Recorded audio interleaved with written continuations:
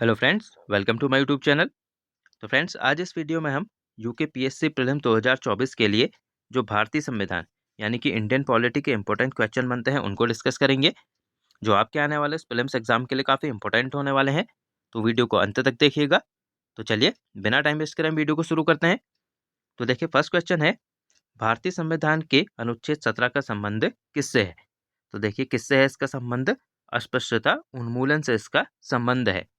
और देखिए, जो भारतीय संविधान का अनुच्छेद 14 से 18 है, इसमें क्या है, समता के अधिकार का वर्णन किया गया है, जिसमें से अनुच्छेद जो 17 है वो क्या है, अस्पृश्यता उन्मूलन से ये संबंधित है। तो देखिए, काफी इंपॉर्टेंट क्वेश्चन है ये, और याद रखिएगा इसको।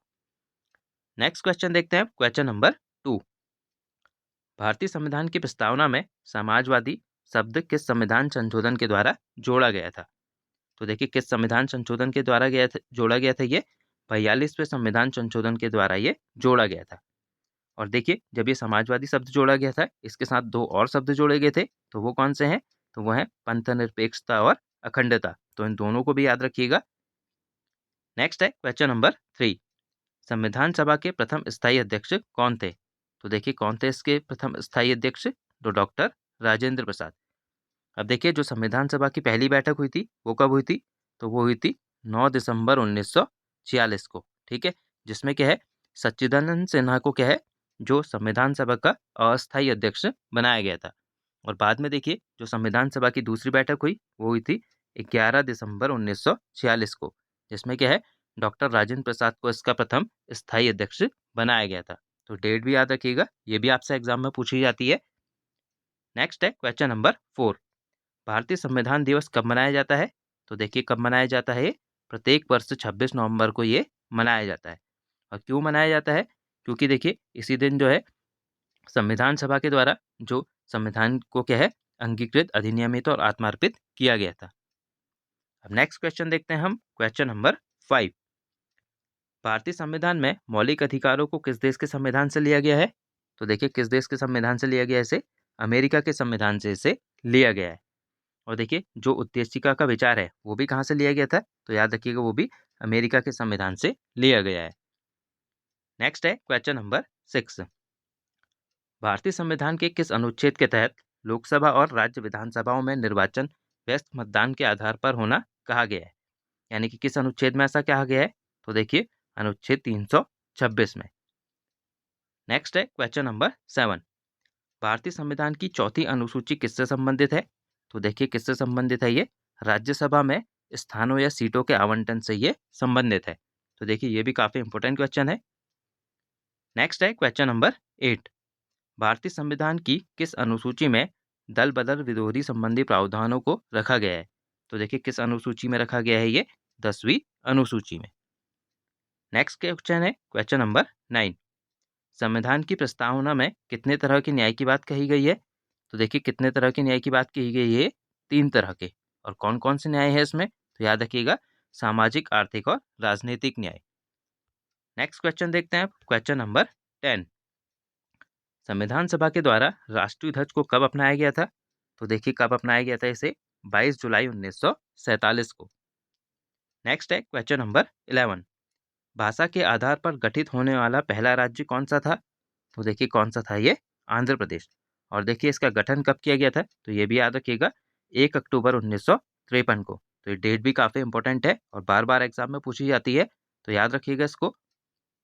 नेक्स्ट है क्वेश्चन नंबर 12। भारतीय संविधान के किस अनुच्छेद में नागरिकता संबंधी प्रावधानों का उल्लेख किया गया है? तो देखिए, किस में किया गया है ये? अनुच्छेद 5 से अनुच्छेद 11 में। और देखिए, किस भाग में किया गया है? तो याद रखिएगा, भाग 2 में। नेक्स्ट है क्वेश्चन नंबर 13। संविधान के किस अनुच्छेद के अंतर्गत सिखों द्वारा कृपाण धारण करना धार्मिक स्वतंत्रता का अंग माना गया है? तो देखिए, किस अनुच्छेद में कहा गया है ऐसा? अनुच्छेद 25 में। अब देखिए, जो भारतीय संविधान का अनुच्छेद 25 से 28 है, इसमें क्या है, जो धार्मिक स्वतंत्रता का वर्णन किया गया है। तो ये भी याद रखिएगा, किस अनुच्छेद में किया गया है ये?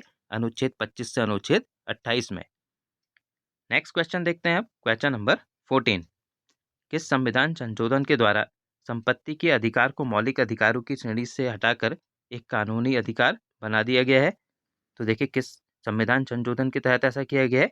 44 से संविधान संशोधन के द्वारा। और किस वर्ष किया गया है, तो वर्ष भी याद रखिएगा, वर्ष 1978 में। नेक्स्ट है क्वेश्चन नंबर 15।